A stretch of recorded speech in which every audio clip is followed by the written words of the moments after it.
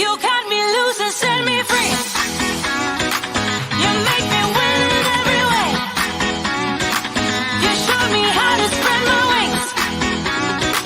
Yes, I'm the winner of the day.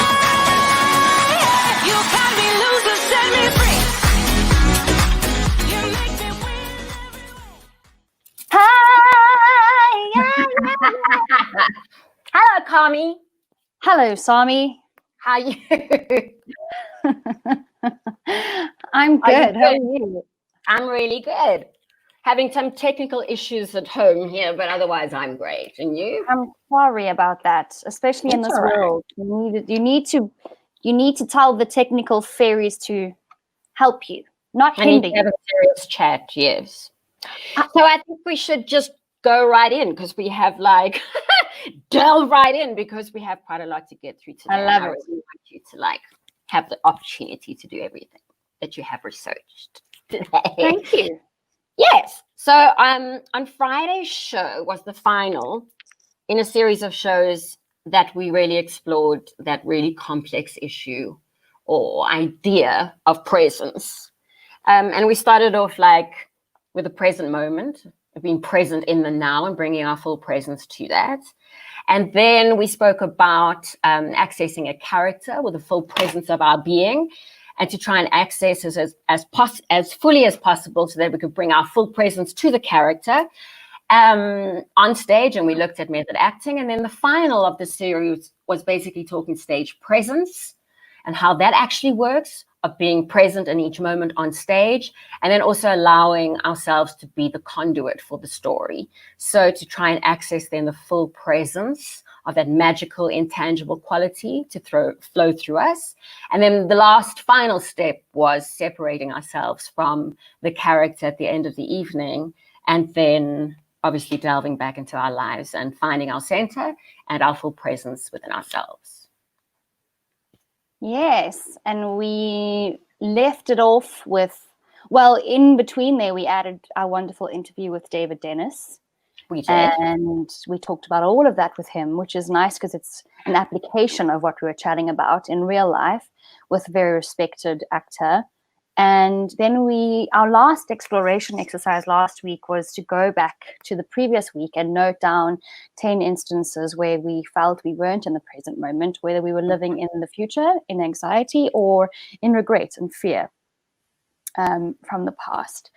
And then just noticing how those situations manifest in our lives. And I'm hoping everybody became at least a little bit more present in their day-to-day lives. And the most important part of that is just to start noticing when you do lose your rootedness and then to go back straight back to present. Right. Yeah. And so how was your presencing exercise? I mean, your exploration of that presencing exercise. You mean the exploration exercise? How? Yep. Oh, which was one of mine. Yep. I often lose sight of things. I think when I go to sleep, I start wondering, like I'm lying in bed and I start freaking out about things I need to do, or thinking about the day and what happened and how I should have done something. And that's often when I find my anxiety is at its worst. So that's powerful for me to presence myself back then and then go into body and relax. And I'm spiritual, so I pray before I go to sleep. But that's a tricky part of my day for me. And you? So for me, it was I had the weekend of being human, like you did last week, and actually realizing in conversations with people my true nature in this personality body of myself is very impatient. It's my Aries nature. And I find myself in conversation sometimes, just like I can almost tell what the person's going to say before they do. And I have to stop myself from jumping in and finishing their sentences for them because I get very impatient. And so I have to force myself to go, what are you rushing for? And where are you thinking you're going? And just hold back and be present in the moment. So that was my realization. That's very beautiful and very powerful to be able to admit Yeah. that. So we kind of talked about compassion last week.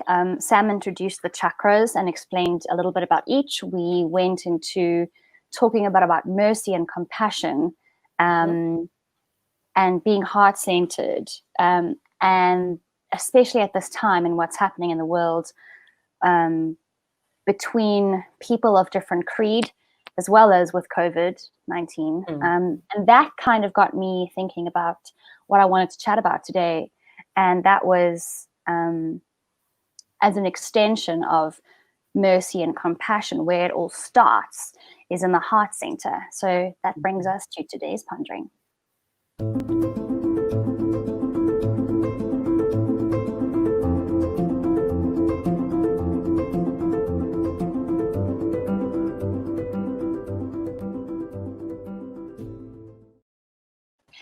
So the heart center, and I wanted to call it the heart chakra, but then I thought the word chakra often alienates a lot of people. If you're not completely comfortable with what that is, whether it's because it's something that is unknown to you, or whether it's something that you see as outside of your paradigm, whether religiously, socially, all those things come into play. So before we lose our agnostics, our beloved atheists, our cynical friends, don't run away, don't disengage, and don't switch to another program. Just hear me out. We don't have to view the chakras as anything but centers from which to tune into health and wellness. So it's kind of a nice systematic way to zone in on an area with the extension of certain emotions and strengths and areas to work in and areas to project in life of that area that almost belong to that area. And if you have a spiritual dimension to that, that's amazing. It's your prerogative and that's beautiful. But if this is just going to help people from any walk of life, you don't have to be religious or spiritual to believe in energy centers and what we're going to concentrate and talk about today. Because taking time to go inward and doing inner work requires no religion or belief system. And that's really where I wanted to make that point. So don't run away. So let's just replace the heart chakra. If you don't like that word chakra, then replace it with center, replace it with a point to focus on. So the heart chakra, I wanted to talk about the whole thing.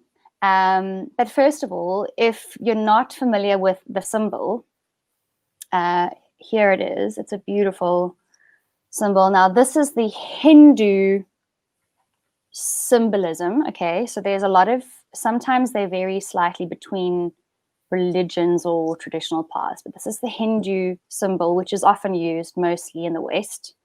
It is 12 petaled lotus. Mini me. A 12 petaled lotus flower. The fish are following us. The fish are following us. Tongue twisters. 12 petaled lotus flower. And each petal is there. We've lost. We've lost. Sorry. I didn't touch a damn thing. I'm just telling you. I haven't done the tip of the tongue, of the teeth, the lips. Let's go back to 12 petaled lotus flower. So each petal is there for a reason to denote a characteristic of the heart. So as you can see here, we've got passion, forgiveness, peace, love, harmony, bliss, clarity, unity, empathy, understanding, and kindness. So those are 12 divine qualities of the heart.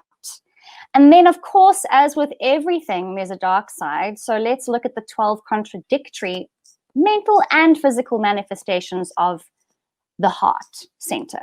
Someone's laughing. Who's laughing? Bruce Stennell. She says clackle fest. Thanks, Bruce. I know. So for each of these, there'll be an antagonistic quality, which would be desire, anxiety, effort, possessiveness, arrogance or vanity, discrimination, languor, conceit, egoism, pride, covetousness or avarice, duplicity or hypocrisy, indecision or argumentativeness, and regret. And we're all vacillating between either or, but obviously the goal, if you're spiritual, spiritually, but mentally, emotionally, for our health and well-being, it's always good to try and err towards the divine qualities rather than their antagonistic negatives. So that's that. Is there anything you'd like to talk about, Somi, in terms of those qualities, or?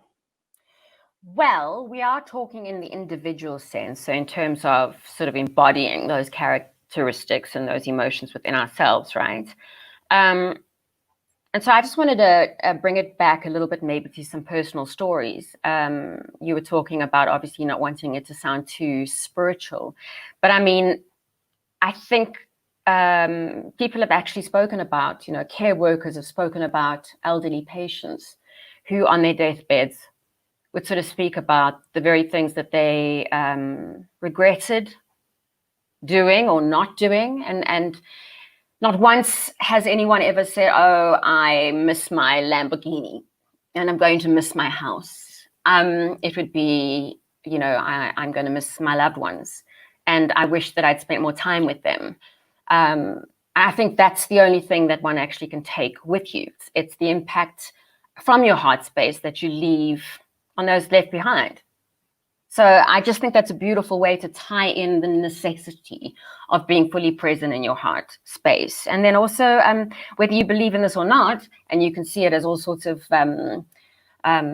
visions or fantastical kind of imaginings, but people that have had near-death experiences have often come back saying, my gosh, you would never understand the love that awaits you. It is almost something that we cannot, in our limited perception, fully grasp. It is something that is just complete bliss, and then coming back into their bodies is like almost like this, like, I'm back here. Yeah. So I mean, it's also a way to actually think about it. Like, it is truth. They have done also all sorts of research and empirical data to state that the heart is a huge energy center, and it is important to access both for our well-being and also for the energy that it transmits into the world. Yeah, and I mean, a lot of age-old sentiments are expressed via the heart, as in, I have a broken heart, or I don't have the heart for that, or follow one's heart. So it really is a powerful place from which to operate in the world, and all of those adages come from somewhere. Do you follow your head or your heart? Follow your heart. It's so flippantly used, but it's actually very powerful stuff. Right.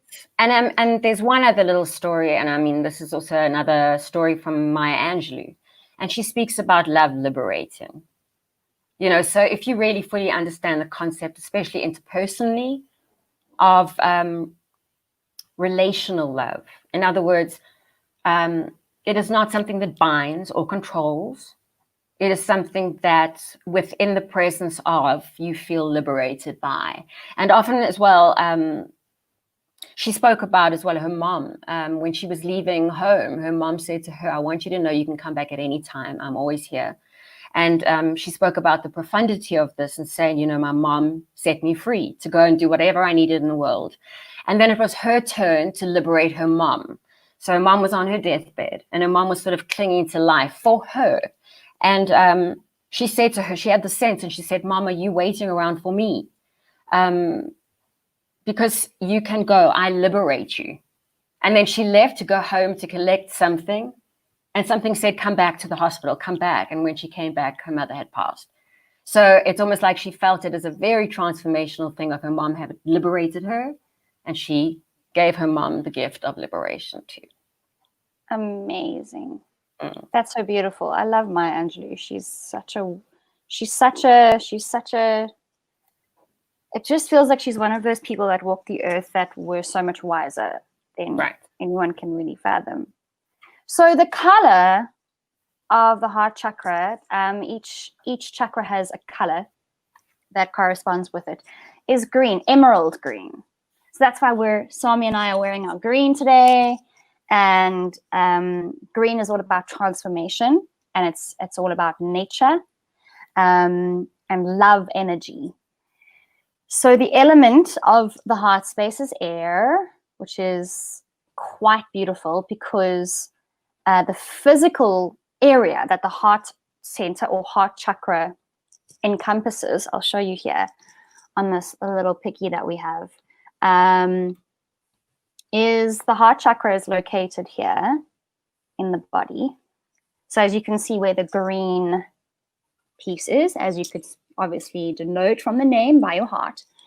And the physical manifestation or the physical components that the heart chakra covers are your heart and your lungs and your thymus gland, which is located behind the sternum. So the air analogy is just so beautiful because it's all about lungs and heart and being moving. I wanted to show you where the thymus gland is located. Such a beautiful photograph. So that's where behind the heart and, in the center of the chest. So that's the physical aspects that you can pay attention to when you're checking in with your heart space. Heart, lungs, this is purely physical. And your thymus gland. The thymus gland regulates hormones. It's also closely related to the immune system, producing white blood cells to help defend the body from pathogens, including bacteria, viruses, and fungi. Wow. So yeah, so it's very, I believe no matter how cynical you can be, there is a body mind a body mind soul connection. So I believe that if you take care of yourself mentally and emotionally, then physically there won't be manifestations of disease, right? Disease. And the name of the heart chakra, now this is the Hindu name, Sanskrit name, is Anahata, which is Anahata, which means sound produced without touching two parts. It also means pure, clean, or stainless. And I love that. The name of this chakra signifies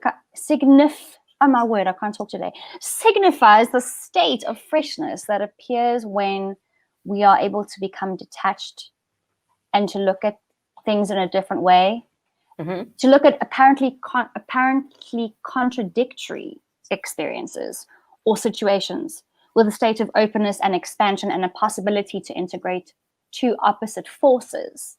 That's all that's in that name, and obtain a positive effect without the two forces clashing or being confrontational. And I feel like that's such a beautiful analogy to take into what we touched on last week, but where the world is now in terms of opposition with Black Lives Matter.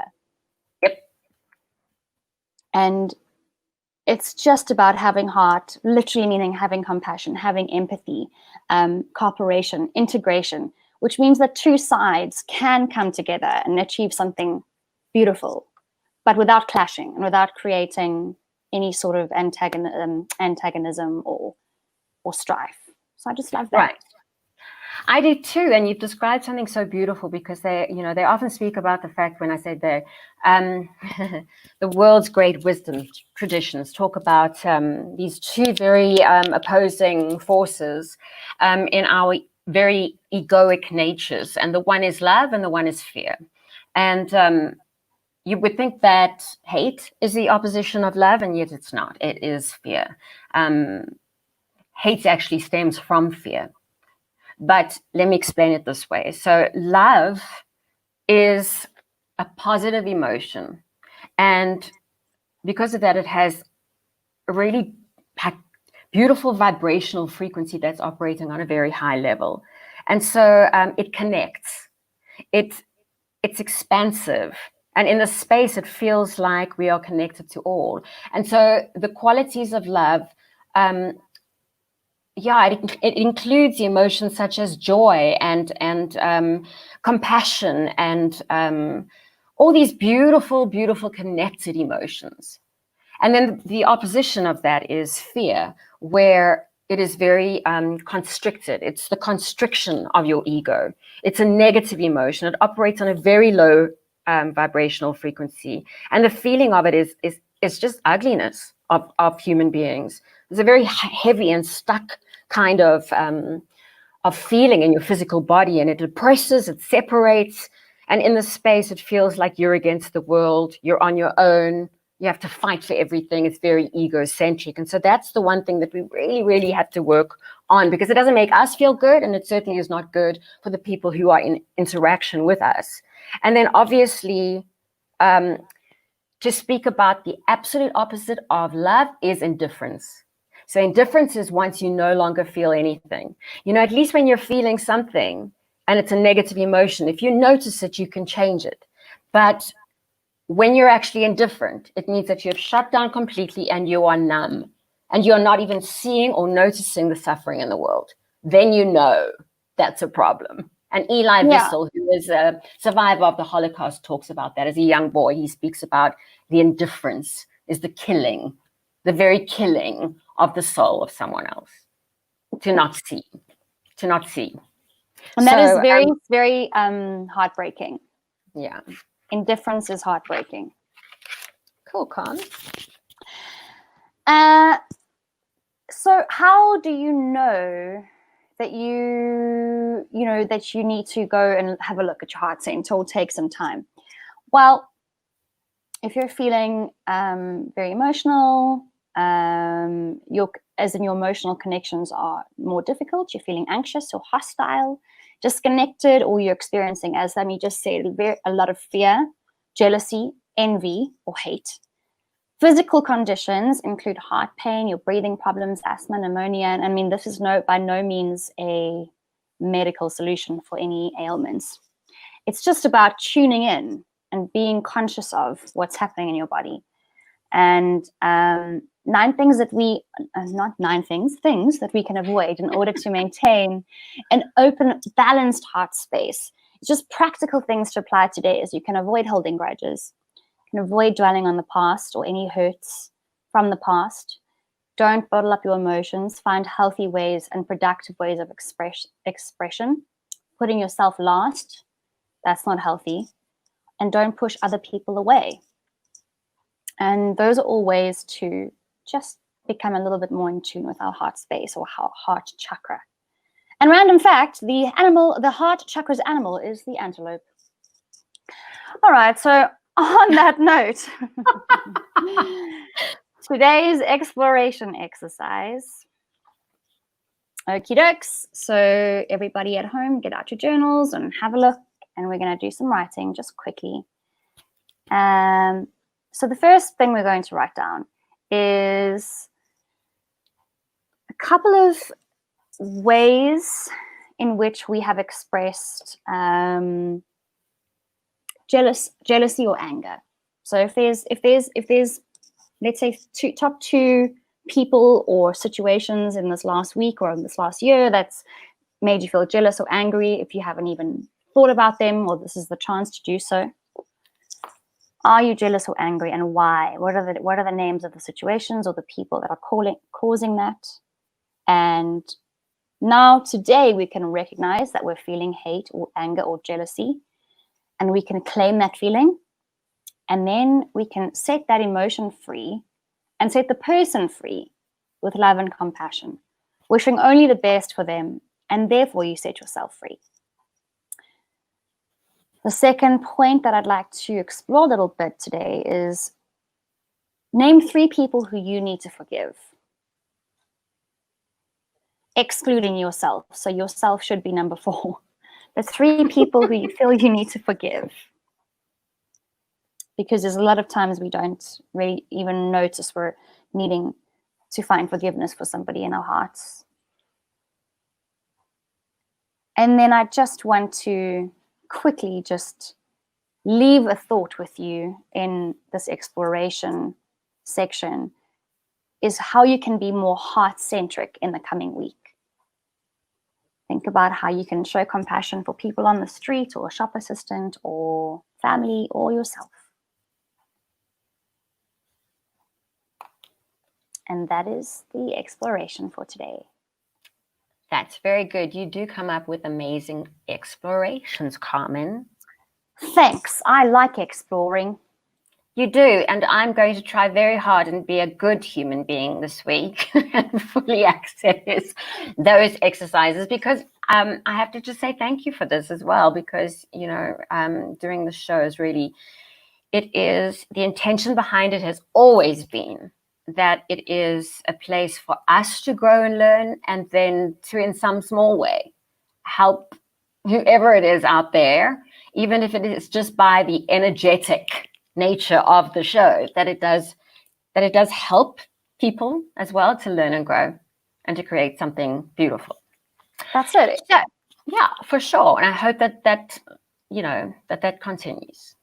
And I feel like it's just really easy to just kind of tune in on a Monday or Friday, and it's like bite-sized little bits of wisdom to like get you thinking and take you into the week, you know. So that's what we're trying to do for everyone, you know.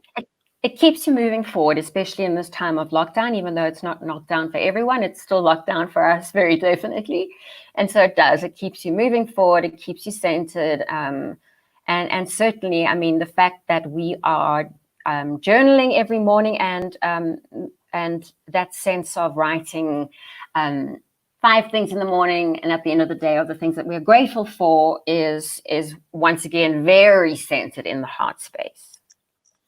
Absolutely. So having said that, we're going to move on to heart space.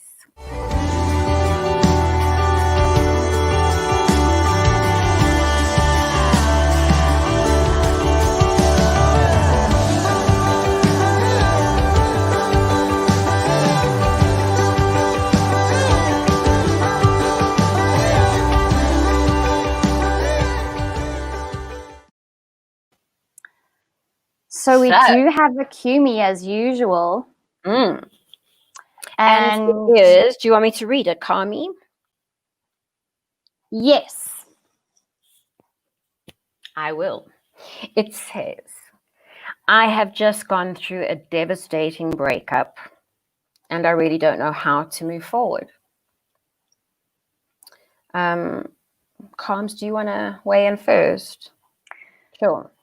I think we've all been there, and if you haven't yet, you probably will, and it will probably be one of the most difficult times of your life. You know, they say that people can die from heartbreak, and that's just once again an affirmation of how powerful our heart space is, and how much we are actually in touch with that. I would just recommend reconnecting with yourself and establishing yourself without that person, whether that means meditating, journaling, getting to know yourself again fully. What do you really like to do? What do you really like to eat? What do you really like to do on some time off, or read? Or who do you really want to be around? And then don't be tempted to replace that person with another person or another coping mechanism, like eating or drinking or being promiscuous. And then try and surround yourself with people who you love and who love you. And you have to build your self-esteem again, and just start loving yourself as a whole. I was thinking as well, what an incredible time to actually have that happen, especially if you're in lockdown together. That's clearly, I don't know if there were issues before, but like, you know, is it as a result of spending that much time together? In which case, that's not some relationship you want to be in if you can't spend a lot of time together. Or if it is as a result of maybe being in lockdown apart, you know, and if you can't rely on that person, to still sort of be present while you're apart. You know, who knows what the background is, but and maybe it's a positive thing to think, well, with every ending there's a new beginning, and things happen for a reason. I mean, I certainly know as well with my experience of heartbreak is, and I still haven't been able to navigate this properly, is being involved in a relationship where you don't lose yourself. And the one very significant one that I remember having was being with somebody for about 6 years. And when it ended, I didn't know who I was. I completely lost myself in the person. I had to discover again who my friends were, what it was that I was interested in, what my goals were, that was almost like the start of this huge internal discovery. You know what I mean? And it's very, very difficult to actually, if it is somebody that you maybe thought of spending your life with, there's a deep mourning process. And that's to be honored, and that's to be sat with and worked through, and to sit with every emotion and work through it. But it is a valuable time to then really get to know yourself again. Yeah.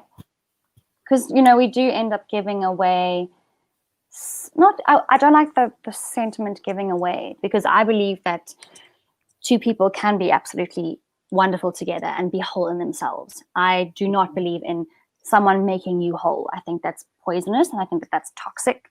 So yes, maybe if you're that kind of person and you've managed to have that balance of staying true to yourself as well as being in this relationship, then I think you're a couple of steps ahead. But if you have lost some parts of yourself or denied parts of yourself or things that you enjoy doing, reconnect with them. We often, you know, make sacrifices for our partners or for our loved ones that actually are beyond what we should be sacrificing. And then a breakup gives us a chance to go back to reassessing. Yeah, and sometimes, I mean, it's the unhealthiness of a relationship. I mean, you might not lose yourself simply because it's you. There might be some sort of expectations from the other person, you know, and wanting to satisfy, and like you say, wanting to compensate or wanting to compromise, you know, without realizing you sort of cross each boundary point or boundary point without actually realizing that you have. And they happen incrementally. They don't happen in one big step. They happen without you even realizing. When you look back, you think, wow, how far I've moved from the center of my being. So yeah. So go back to heart, go back to center, spend some time on yourself, on what you really want and what you really need. Hope that helps, Anonymous. I'm sorry that you're having a hard time. It's really horrible when you have a heartbreak. The lowest point of my life was when I was heartbroken. So it's really a sickness. Yeah. On that note, let's move on to a very positive quote of the day.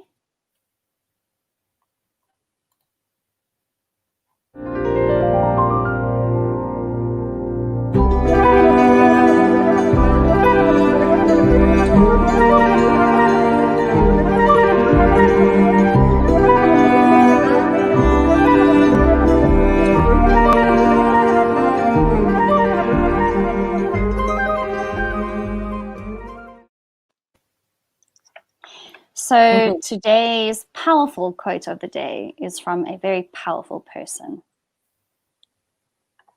Mother Teresa, if we really want to love others, we must first begin to love one another in our own home. Love begins at home, and so from here, from our own home, love will spread to my neighbor in the street, will spread to the town I live, and into the whole world.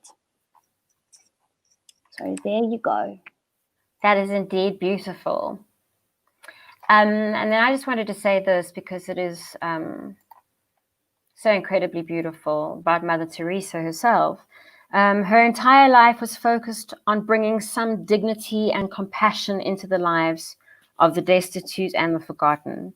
And in a world that is hard and cynical, she showed that great things can indeed be achieved where there is great love. And look at that picture. Isn't it just gorgeous?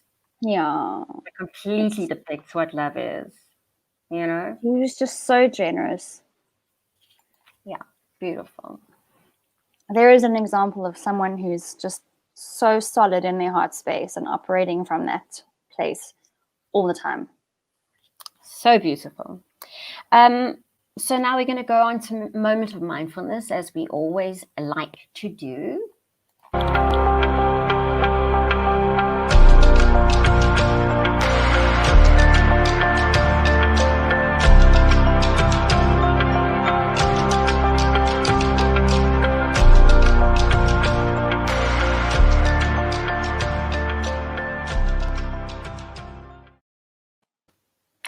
So having looked really deeply into this heart space energy center that we spoke about, we understand the very personal journey that this is for all of us.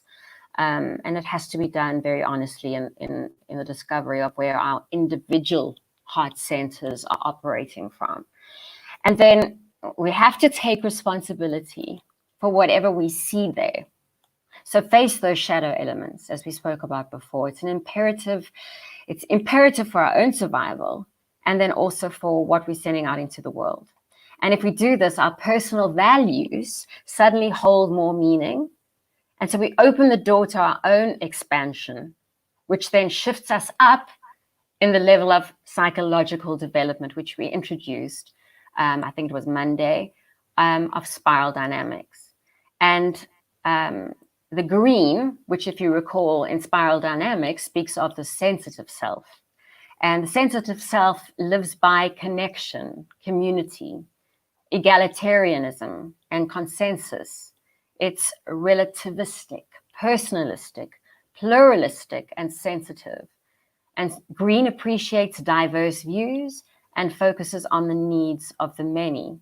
So that's beautiful, because then it shows you how that quality is not just for yourself, but how it is interpersonally, not just between you and another person, but then how it affects your society, your country, how you see the world.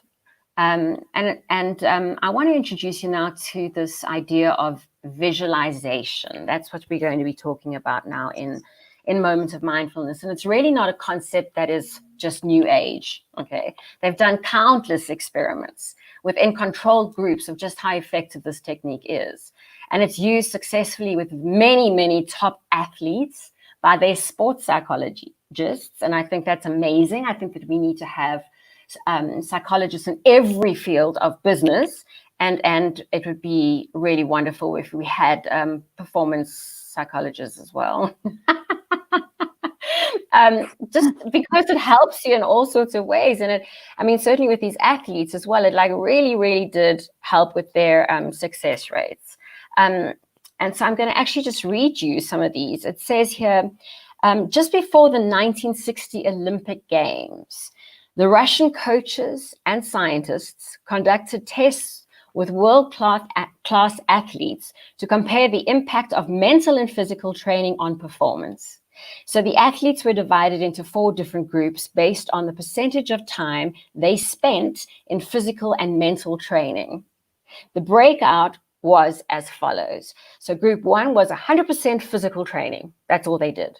Group 2 was 75% physical training with 25% mental training. So that's the visualization. Group 3 was 50% physical training with 50% mental training. And group 4 was 25% physical training with 75% mental training. And you will be astounded when I tell you what the results were. The study found that group 4, the group that had spent the most of their time with mental training, performed the best. Followed by group 3, and then group 2, and then group 1. And this was one of the earliest studies that showed that mental training would positively impact muscular response and physical results. Don't you think that's incredible?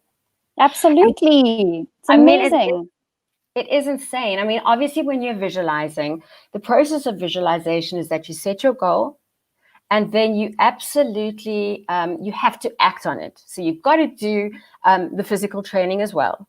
But you have to employ everything that you can to actually visualize that goal, imagine you achieving that goal, and then everything, so you would employ within that, you would imagine your muscles engaging, and you would imagine the feeling of what it felt like when you'd actually achieved those goals. So it employs all of you in that visualization process. And so I want to just introduce for this week, if you can focus on the positive change that you wish to see in the world. Maybe it's even just a start, a change that would serve the greater good. So let's start with Mother Earth herself. And within this, if you close your eyes and you really see it, it's this beautifully safe, welcoming, abundant world with new positive opportunities for all. And I'm sure that all of us are hoping and wishing for that. But if you do this during the week and you really engage all your senses, so you see the safe space, the textures, the colors, you create the scene. So that's seeing. You're employing your visual sense. And now you're going to employ your feeling sense. So how does the earth feel beneath your feet? Can you feel the gentle breeze on your skin?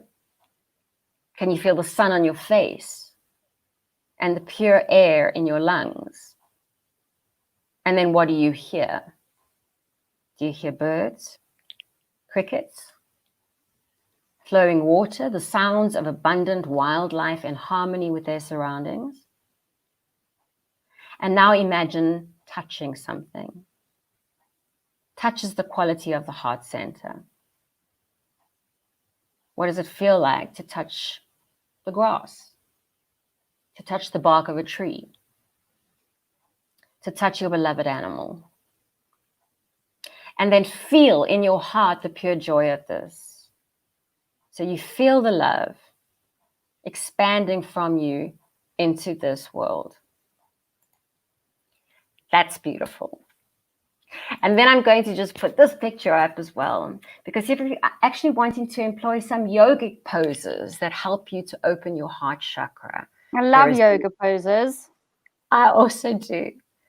There's a locust. Oh my gosh. You can see it? Oh, the locust. I find that one quite easy. I also do. It can be really tricky on your lower back, and that's why you really do need to stretch before you do any of these. You don't want to cause yourself an injury, do you? Please don't go right into it without Carmen is able to, because Carmen is very baby.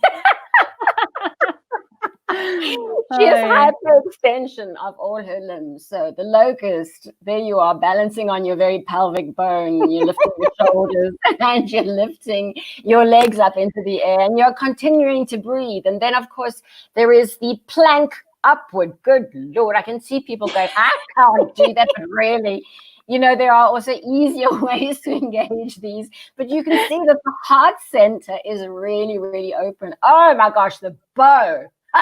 Okay, so the is something that dancers would be able to do. Can you tell me I'm laughing? And this is like lifting our energy straight away. It's been a stressful day. Okay, look at that. She's about to like spring forward. If you pull the bow, she's gonna like catapult herself. And then there is the camel.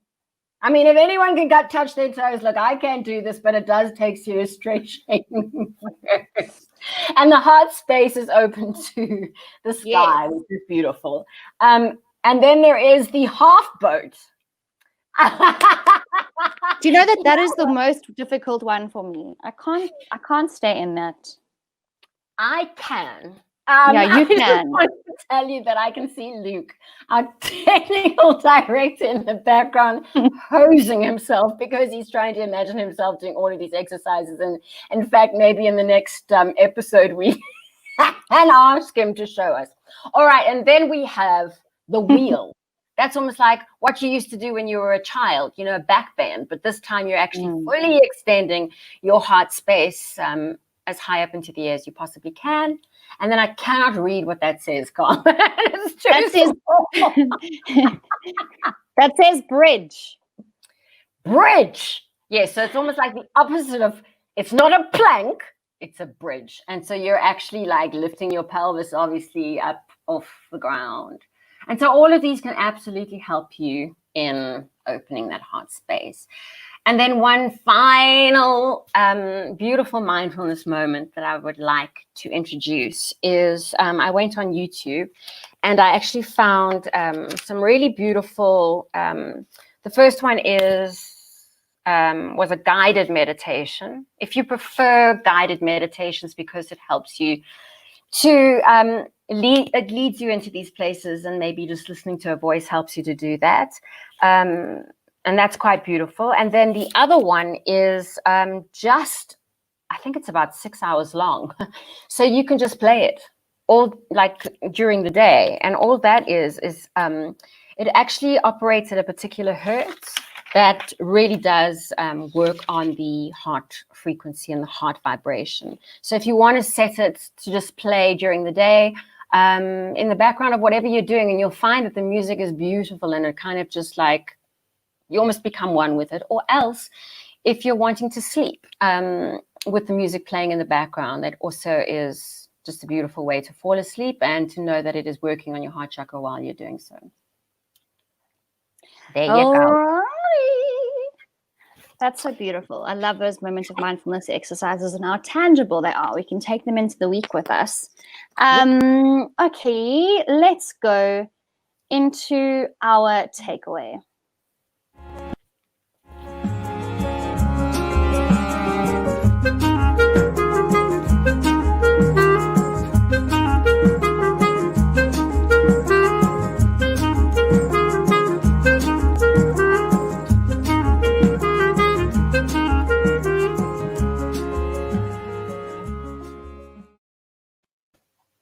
Okay, so quickly takeaway, we're going to go into beautiful affirmation for the week, well, until Friday, is I'm fully open to giving and receiving love.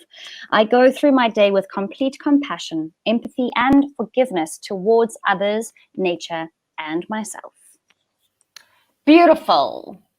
And what I wanted to just introduce maybe was to have a beautiful bath, where you're actually dropping some beautiful essential oils. And you can have a look as well and just see which one speaks to you.